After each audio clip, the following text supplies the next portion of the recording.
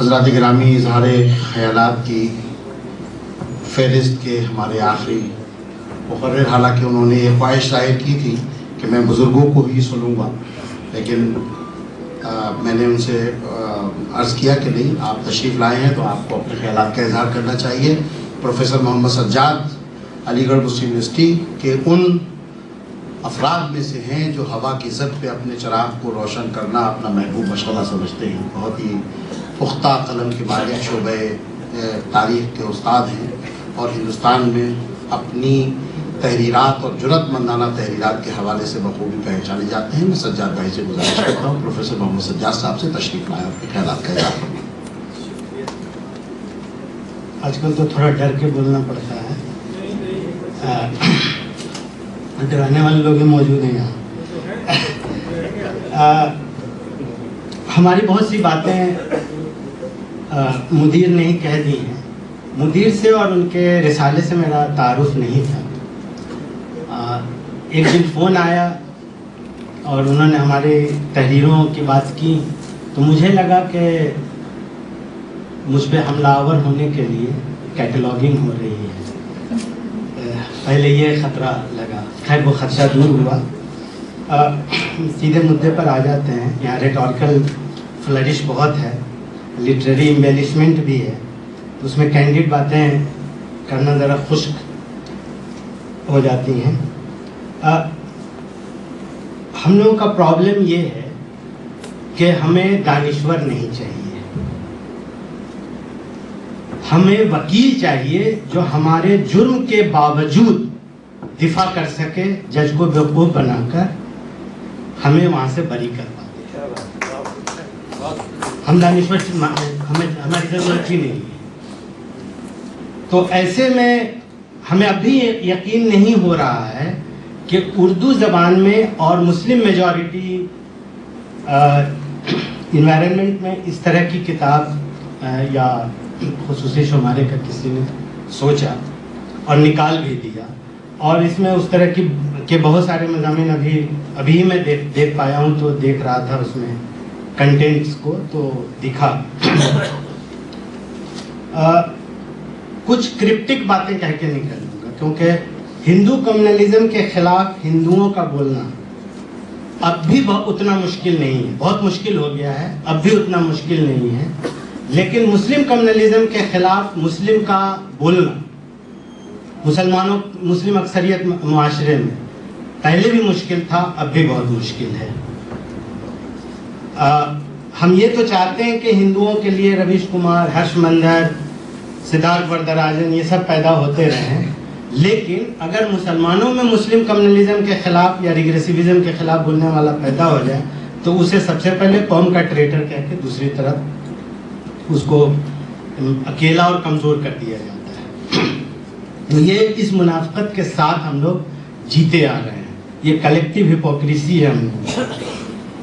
ایسے ماحول میں یہاں پر اس طرح کا مذاکرہ، اس طرح کے مذاکرے کا انعقاد یہ بہت ہی جسارت آمیز کام ہے، بہت ہی بہادری کا کام ہے دونوں کے لیے، جو مدیر ہیں وہ بھی اور جو ہوسٹ ہیں جن کا وینیو ہے ان کے لیے بہت بہادری کا کام ہے۔ اور یہ کعبے کا ہرن جیسا افسانہ لکھنے والا شخصی یا جس ادارے کے روح رواں میں اس طرح کے لوگ ہوں، وہی کرانے کی یہ جسارت کر سکتے ہیں۔ ہم لوگوں کو وہ لوگ برے لگتے ہیں جو ہمیں سیلف انٹروسپیکشن کے لیے کہتے ہیں۔ ظفر امام صاحب ایک ہوا کرتے تھے، وہ انڈین مسلمز پہ آزادی کے بعد ون آف دا ارلیسٹ بک انہوں نے اینتھولوجی کمپائل کیا تھا، بک بہت اچھی نہیں تھی۔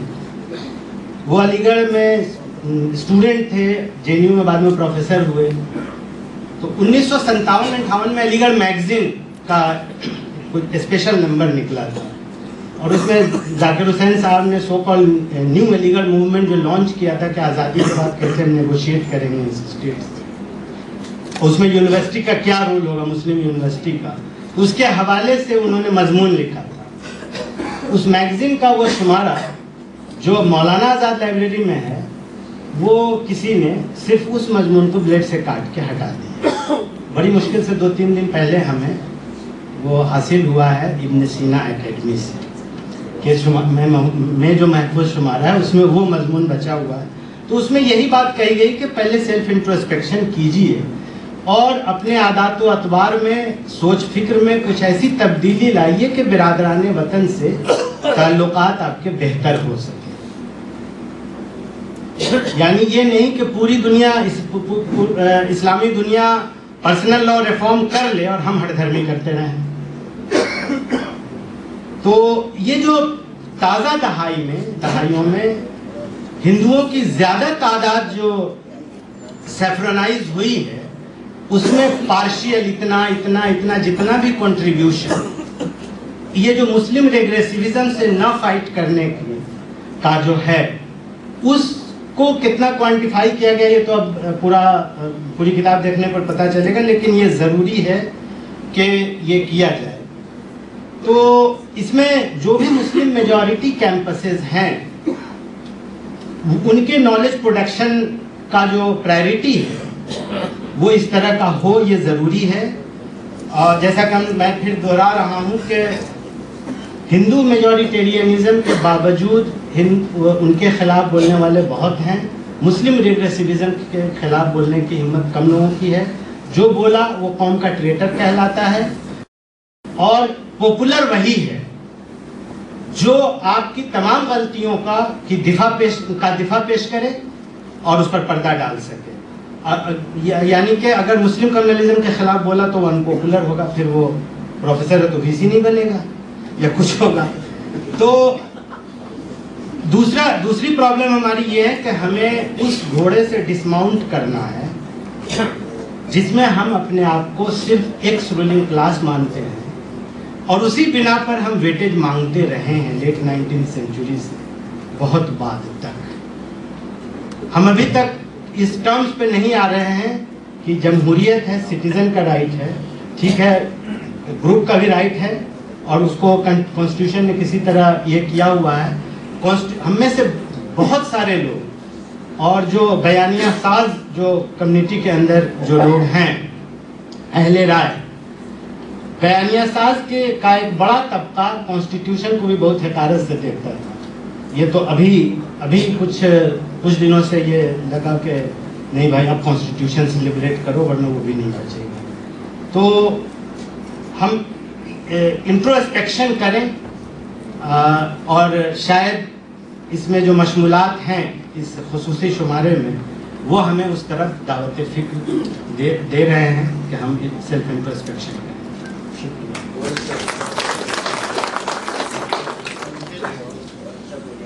بہت بہت شکریہ پروفیسر سجاد صاحب, بہت مختصر اور جامع خطاب فرما رہے تھے. حضرات گرامی, جب کوئی علمی کاوش منظر عام پر آتی ہے اور اس علمی کاوش کے منظر عام پہ آنے پر ان کاوشات کے کسٹوڈین کو نہ انوائٹ کیا جائے, یعنی میری مراد ہے پروفیسر نشاط فاطمہ صاحبہ سے جو مولانا آزاد یونیورسٹی کی لائبریرین ہیں اور لائبریری سائنس علی گڑھ مسلم یونیورسٹی کی میں استاد ہیں اور نہایت ہی متحرک اور فعال شخصیت کی حامل ہیں. میں ان کی خدمت میں بحیثیت مہمان خصوصی گزارش کرتا ہوں کہ تشریف لائیں اور اپنے خیالات کا اظہار فرمائیں.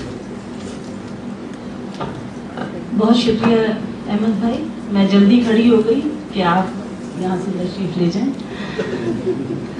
تو آپ لوگ یہ سوچ رہے ہیں السلام علیکم ایوری ون, اور یہاں پہ ڈائس پہ بیٹھے ہوئے تمام جو لٹریچر کے لوگ ہیں ان سب کو میرا سلام, اور سب ہمارے بڑے ہیں یہاں پہ, جو سامعین ہیں وہ بھی سب ہمارے بڑے ہیں یہاں پہ اور سب دانشور ہیں.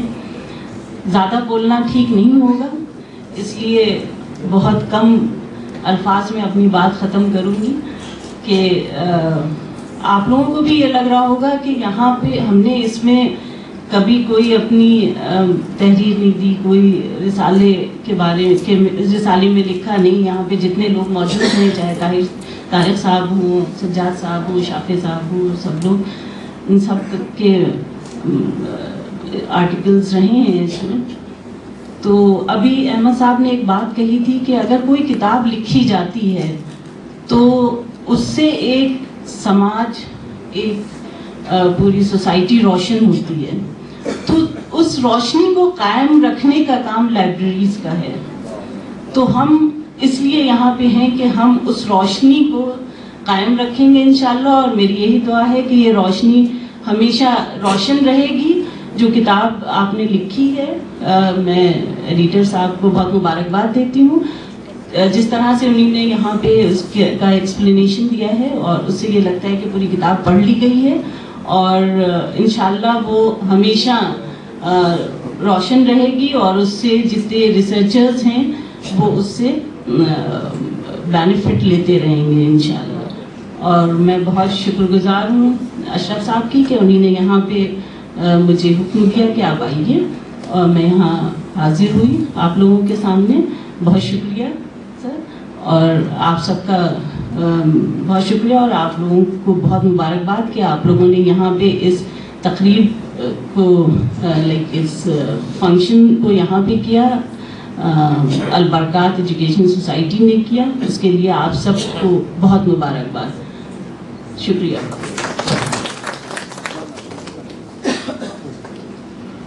بہت بہت شکریہ. بہت ہی حوصلوں کو بالیدگی بخشنے والی گفتگو کی, اور مدیر محترم اور نائب مدیر صاحب بھی بہت ہی اطمینان کے محسوس کیا ہوگا انہوں نے کہ انشاءاللہ ان کی گفتگو سے ایسا لگا کہ لائبریری کی ہر فصیل پر یہ چراغ روشن ہوتا ہوا دکھائی دے گا انشاءاللہ بہت جلدی اس کتاب کی شکل میں. حضرات گرامی, کچھ شخصیتیں ایسی ہوتی ہیں جن کو موجودہ جنریشن اور آنے والی جنریشن بڑے فخر کے ساتھ ہی کہہ دیے کہ ہم نے ان کو دیکھا تھا. جیسا کہ معین احسن جذبی کے سلسلے میں بھی کہا جاتا ہے کہ ہم نے جذبی کو دیکھا تھا. تو حضرات گرامی, ہمارے درمیان وہ محترم اور بہت ہی متبرک شخصیت جو جن کی حیثیت اب ایک دستاویز کی ہے, تاریخی دستاویز کی ہے, پدم شری حکیم سید ظہور الرحمان صاحب یہاں تشریف رکھتے ہیں, جنہوں نے ایک سرمایہ اس ملت کے اور علی گڑھ کی سرزمین پر ابن سینا اکیڈمی کے سلسلے میں یہاں پر قائم کیا. ہم بےحد ممنون کرم ہیں سر کے کہ اس عمر میں اور اپنی تمام تر مصروفیات کے باوجود, اور ہمیں ان لوگوں ایسی شخصیت ہیں وہ کہ ان سے ہمیں ترغیب لینا چاہیے کہ وہ اس عمر میں نوجوانوں سے زیادہ بڑھ کر متحرک و فعال شخص کے طور پر اس وقت علم کی ترویج و اشاعت کا کام کر رہے ہیں. میں ان کی اتنی ہمت اور جرأت نہیں ہے کہ میں ان کی نظر شیئر کر سکوں کوئی, لیکن بس ایک گزارش کر کے گزر جانا چاہتا ہوں شیئر کی شکل میں کہ میں جب چلوں تو یہ دولت بھی ساتھ کر دینا, میرے بزرگ میرے سر پہ ہاتھ رکھ دینا. پروفیسر سید ظہور الرحمان صاحب.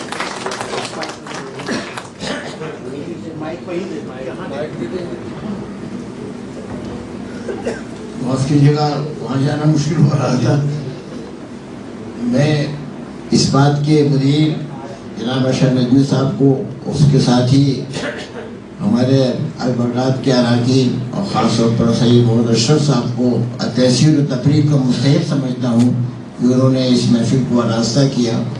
دیکھیے, ہندوستان کے مسلمانوں کے تعلق سے بڑے مسائل ہیں, اور میرا خیال سے کہ اب ہر صاحب نظر اس کو محسوس کرنے لگا ہے, اور لوگ محسوس کر رہے ہیں. یہ بھی ایک بڑی خوش عین بات ہے کہ موضوعات پر لکھا جا رہا ہے, بولا جا رہا ہے, ڈرائنگ روم میں گفتگویں ہو رہی ہیں. تو مسائل تو بہت ہیں, اور وقت بھی اس وقت بہت ہو گیا ہے. میرا بہت ہی چاہتا تھا یہ, یعنی میری دلچسپی کا یہ خاص موضوع ہے کیونکہ تاریخ کا طالب علم رہا ہوں, اور سجاد صاحب یہاں موجود ہیں, تو اس مسئلے کا تعلق محض موجودہ حالات سے نہیں ہے بلکہ تاریخ سے بھی یہ جڑا ہوا ہے, اور بہت گہرا تعلق ہے اس کا.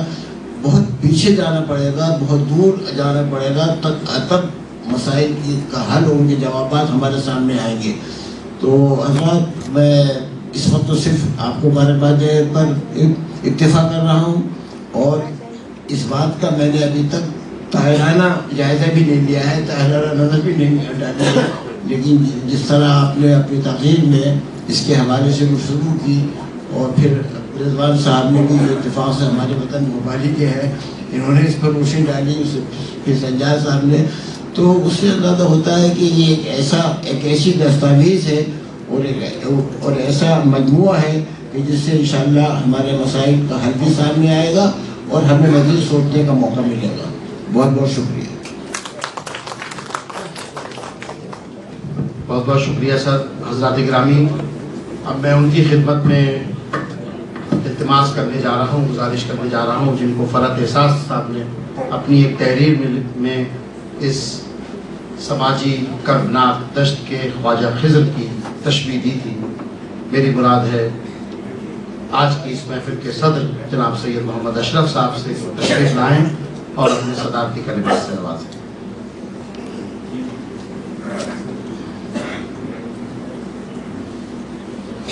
السلام علیکم ورحمۃ اللہ وبرکاتہ. اصحاب شہ نشین و اراکین جلسہ، جہاں اس محفل میں شہ نشین پر ایسے ایسے عالم اور ایسے ماہرین فن موجود ہوں اور ایسی عمدہ وقی گفتگو کر چکے ہوں، اس کے بعد صدارتی کلمات کے لیے کوئی جگہ بچتی نہیں ہے. اور صدارتی کلمات کا ادا کرنا اور دیر تک ادا کرنا صرف اپنی ادا کو تسکین دینے کے مترادف ہوگا. میں کوشش کروں گا کہ اپنی باتوں کو چند نقطوں میں سمیٹ کر، اور جو وہ بھی رسمیات پر ہی مشتمل ہوں گے، اور آپ کے سامنے سے رخصت ہو جاؤں. ایک تو میں سب سے پہلے تو اس بات کی خوشی محسوس کر رہا ہوں کہ آج البرکات میں یہاں جو ممبر پہ تشریف رکھتے ہیں، چاہے ہمارے مشفق و محترم پروفیسر سید ضلع الرحمان صاحب ہوں، پروفیسر نشاط فاطمہ صاحبہ ہوں، پروفیسر سنجاد صاحب ہوں، غفر بھائی ہوں، طارق صاحب ہوں، صغیر افراہیم صاحب ہوں، یہ سب احمد میاں ہوں، یہ سب وہ لوگ ہیں. اب ارشد نجمی کا نام تو میں نہیں لے رہا جان بوجھ کے، کیونکہ وہ تو ایک طریقے سے مہمان بھی ہیں اور میزبان بھی ہیں. یہ تمام رضوان صاحب ہیں، یہ تمام وہ لوگ ہیں کہ یہ کسی بھی شہر میں ہندوستان کے اگر چلے جائیں اور وہاں پہ کوئی فنکشن ہو رہا ہو تو ان کو چیف گیسٹ بنایا جا سکتا ہے. اور آج یہ سب لوگ ہمارے یہاں جو ہے وہ تشریف فرما ہے الحمدللہ. مجھے مجھے احمد نے بتایا تھا کہ آج سنیچر کے دن یہاں پہ بہت جلسے ہیں، تو مجھے اس بات کی بڑی تشویش ہے کہ ان جلسے والوں کو چیف گیسٹ کے لیے کون ملا ہوگا. سب تو ہمارے یہاں آ گئے ماشاء اللہ الحمدللہ. خیر اللہ، یہ تو میں نے ایک انداز فرحت ایک بات کہی. اللہ تعالیٰ علی گڑھ کا دامن بہت وسیع ہے، یہاں پہ اور بھی بہت لوگ ہیں، لیکن بہرحال ہمارے یہاں جو ہے وہ اس کے لیے میں وہی دفتر کا ایک شعر پڑھ سکتا ہوں کہ اپنے سب محبوب سرے فہرست بزم نگاراں ہیں. اپنے سب محبوب سرے فہرست بزم نگاراں ہیں، اور کس کو یہ اعزاز ملا ہے خوش نظری میں میری طرح. آج ارشد نجمی صاحب، اس بات رضوان صاحب اور شاہد صاحب پبلشر یہ سب تشریف لائے ہیں. اس بات کا یہ شمارہ لے کر نیا ہندوستان اور پرانا مسلمان، میں سمجھتا ہوں کہ ہمارے زمانے میں ہم لوگ کو تھوڑا بہت ادب سے تعلق رکھتے ہیں، غضنفر صاحب ہوں، سبھی لوگ تقریباً، تو ہم لوگ جانتے ہیں کہ کس قسم کا ادب لکھا جاتا ہے اور کس قسم کی آج کل کتابیں لکھی جاتی ہیں. جن باتوں سے لوگ بہت خوش ہوں اور جو تحریریں کسی کا کچھ نہ بگاڑ سکیں، ویسی تحریریں زیادہ لکھی جاتی ہیں آج کل. وہ انہیں پہ جو ہے اشش ہوتی ہے اور تھوڑی دیر بعد لوگوں کو بھلا دیتے ہیں. لیکن ایسی تحریریں جو آنکھوں کو بھی کھولیں، دل میں بھی ترازو ہو جائیں، ذہن کو بھی سوچنے پر مجبور کریں، جیسے اسبات کی یہ دونوں جلدیں، جو میرے خیال میں اپنے اس موضوع پر پچھلے 75 سال میں غالباً اس موضوع پر اس سے زیادہ وقی، اس سے زیادہ افضل، اس سے زیادہ عمدہ نمبر کوئی نہیں نکالا گیا. کیونکہ وہی ایک میرے ساتھ یہ ایک الجھن تھی کہ میں سول سروس میں بھی شریک رہا ہوں، 2-3 سال اس کی بھی پڑھائی کی تھی، تو مجھے ایسی بہت سی کتابیں پڑھنا پڑتی تھی جس میں مسلمانوں کا تعلق ہو اور علی گڑھ مسلم یونیورسٹی کے بارے میں بات ہو. کیونکہ انٹرویو میں سوالات اس قسم کے ہوتے تھے، ہم نے بڑی بڑی کتابیں چھان ماری. ایک زمانے میں پرچہ نکلتا تھا سیمینار، اب میں نہیں جانتا وہ نکلتا ہے کہ نہیں، ہمارے حکیم صاحب واقف ہوں گے، سدھارتھ صاحب واقف ہوں گے. سیمینار اب وہ شاید میرے اب میں اسے پڑھنے کے قابل بھی رہا ہوں میرے خیال میں. تو لیکن وہ پرچہ بڑا وقیع ہوتا ہے صاحب، کسی ایک موضوع کو لے کر، یعنی میں اس زمانے کی بات کر رہا ہوں، آج کا مجھے نہیں معلوم، کسی ایک موضوع کو لے کر اور اس میں مختلف قسم کے آرٹیکلز جو ہے جمع کی جاتے تھے الگ الگ نقطۂ نظر سے. میں نے اس کے اوپر اردو میں بھی پڑھا ہے آرٹیکل، ہندوستانی مسلمانوں میں بھی آرٹیکل پڑھا ہے. لیکن میں نے ہندی، انگریزی، اردو، کسی بھی زبان میں، ان تینوں زبانوں میں کم سے کم کوئی ایسی کتاب نہیں پڑھی جو اتنی ضخیم ہو اتنی وقی ہو، اتنی منفرد ہو، اتنی مستند ہو. مستند کا لفظ میں خاص طور سے استعمال کر رہا ہوں کہ آپ اس کے جتنے بھی آپ اس کے آرٹیکل دیکھیں گے تو آپ دیکھیں گے کہ تمام مستند لوگوں کے لکھے ہوئے ہیں اور ان کے باقاعدہ حوالے دیے ہوئے ہیں. یہ نہیں کہ جو چاہا جو ذہن میں آیا وہ کہتے چلے گئے. تو یہ بڑی قیمتی کتاب ہے اور میرا دل چاہا کہ البرکات ایجوکیشن انسٹیٹیوشن ایک تعلیمی ادارہ ہے، لیکن تعلیمی اداروں کا فرض ہوتا ہے جیسے علی گڑھ مسلم یونیورسٹی کا فرض ہے اور ہمیشہ رہا ہے اور اس فرض کو ادا کرتی رہی ہے. تو ہم علی گڑھ مسلم یونیورسٹی کے طالب علم رہے ہیں، آج ہم البرکات میں کی خدمت کر رہے ہیں، تو ہم اس کو اپنا فرض سمجھتے ہیں کہ دانش کا چراغ کہیں روشن ہو تو اس کی روشنی کو پھیلانے میں ہمارے ہاتھ بھی بلند ہوں، ہمارے ہاتھ بھی اس چراغ کو اوپر اٹھا کے بلند کریں کہ اس کی روشنی دور تک پہنچے. منتوں پہ اور التجاؤں پر اور گزارشات پر اور ان تمام چیزوں کے بیانیے پر ہاں کہنا تو بہت آسان ہوتا ہے. ہاں لفظ ہاں ادا کرنا، سر کو اسبات میں ہلانا، یہ تو بہت آسان ہوتا ہے، لیکن اس دور میں نہیں کہنا بہت مشکل ہے. فلاق نے کہا تھا نا کہ انقلابوں کی گھڑی ہے، انقلابوں کی گھڑی ہے، ہر نہیں ہاں سے بڑی ہے. تو یہ اس بات کا جو 1600 صفحے ہیں یہ اس نہیں کا استعارہ ہے، یعنی وہ تمام باتیں جو عام طور پہ قاری ذرا مشکل سے قبول کر پاتا ہے جب تک کہ بہت ذہن پر زور نہ ڈالے اور جب تک اپنے حالات کو چاروں طرف سے اچھی طرح سے سمجھ نہ لے، تب تک جو ہے وہ بہت مشکل سے قبول کر پاتا ہے. اسے تو وہی اچھا لگتا ہے کہ اچھی اچھی کہانیاں ہوں، اچھی اچھی غزلیں ہوں، اچھی لطیفوں والی ہوں، اچھے قافیوں والی ہوں، اسی میں مزہ آتا ہے. لیکن جب کوئی ایسی تحریر سامنے آتی ہے جس میں اپنے ماضی، اپنی تاریخ، اپنی آرزوئیں، اپنے منصوبوں اور اپنی غلطیوں اور اپنے جو سہو ہم سے ہوئے ہیں اور ظلم بھی ہم پہ ہوئے ہیں، ان سب کا ذکر جو ہے اتنے بسیط انداز سے اور اتنے واضح انداز سے کیا گیا ہو تو دل چاہتا ہے کہ اس کتاب کو ہم جو ہے وہ سراخوں پہ رکھیں. حضرات گرامی، میں بہت وقت نہیں لوں گا کیونکہ لنچ کا وقت بھی ہو گیا ہے. میں کہنے کو تو کچھ چیزیں لایا تھا اور نوٹ بھی میں نے بنائے تھے، لیکن میں مناسب نہیں سمجھتا لیکن اتنا کہنا میں ضرور مناسب سمجھتا ہوں کہ جب کوئی قوم جب کوئی مذہبی گروہ، سجاد صاحب میرے خیال میں اس بات پہ زیادہ غور فرمائیں گے، جب کوئی مذہبی گروہ کسی دوسری سرزمین پہ جاتا ہے اور تو وہاں پہلے تو نبرد آزما ہوتا ہے اور وسائل کے یعنی ریسورسز کے حصول کے لیے پہلے تو کچھ تنازعات ہوتے ہیں پہلے والی آبادی میں اور جو نئی آبادی گئی ہے اس میں، چاہے وہ آرینز ہوں، چاہے ہنس ہوں، چاہے مسلمان ہوں. لیکن ایک بات، جب قومیں سیٹل ہو جاتی ہیں تو اس کے بعد جو ہے ایک عمل شروع ہوتا ہے جو آپسی تبادلے کا عمل ہوتا ہے، معاشرت کے تبادلے کا، ثقافت کے تبادلے کا، ادب کے تبادلے کا، روزمرہ کے معاملات کے تبادلے کا، خوشیوں کے تبادلے کا، دکھوں کے تبادلے کا. کیا ہندوستان کا کوئی مسلمان اس بات سے انکار کر سکتا ہے کہ اس نے ہندوستان سے کچھ نہیں لیا یا ہندو اکثریت سے کچھ نہیں سیکھا؟ اگر ایسا ہے تو وہ کم نظر بھی ہے اور بے خبر بھی ہے. اور اگر کوئی ہندو یہ کہتا ہے کہ ہمیں مسلمانوں سے کچھ نہیں ملا، مسلمانوں نے ہمیں کچھ نہیں دیا، تو وہ بھی اسی درجے کا بے خبر اور بے نظر ہے. تو اب یہ فرض جو ہے بحیثیت اقلیت کے ہمارا فرض ہے، یہ ہمارا فرض ہے کیونکہ ہم اقلیت میں ہیں. ہمیں 4 غریبہ ان کے مقابلے میں زیادہ چاک کرنے ہوں گے. مجھے کو شعر ہے سے مجھے یاد نہیں آیا، چاک کیے ہم نے عزیزوں 4 غریبہ، تم ہم کو جنوں کیا سکھلاتے ہو، ہم تھے پریشان تم سے زیادہ، چاک کیے ہیں ہم نے عزیزوں 4 غریبان تم سے زیادہ.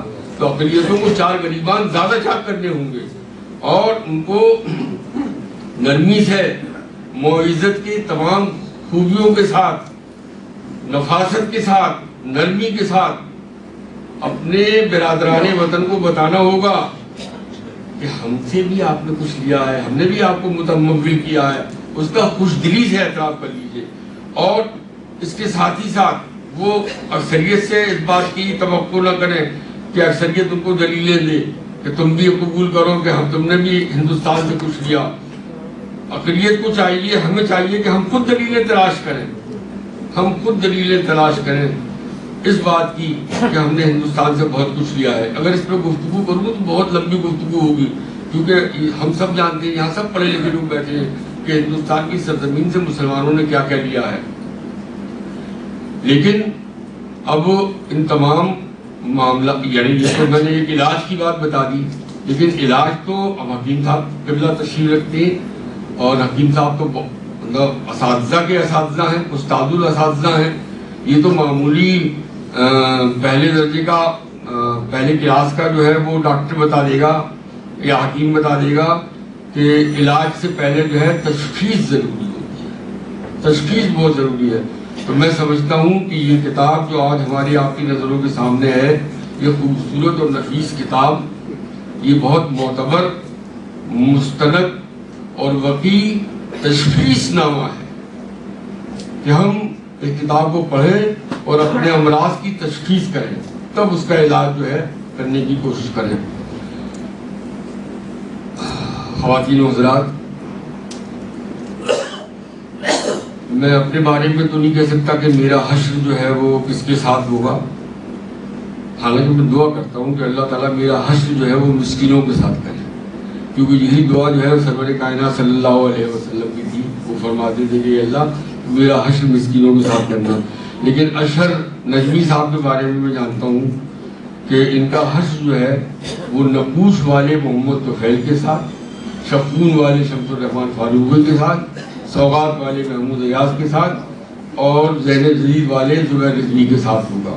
اور اس لیے ہوگا کہ ان لوگوں میں اور ان میں قدر مشترک ہے. ایک قدر مشترک تو یہ ہے کہ یہ سب جو ہیں وہ بہت عمدہ ادبی صحافی ہیں، اور دوسری قدر مشترک یہ ہے کہ یہ سب اپنی اپنی جگہ مسلم الثبوت تقریب کار ہیں، اور خالی ادبی صحافی نہیں ہے، خالی جرنلسٹ نہیں ہے، یہ کہانیاں بھی لکھتے ہیں، ناول بھی لکھتے ہیں، اور شاعری بھی کرتے ہیں.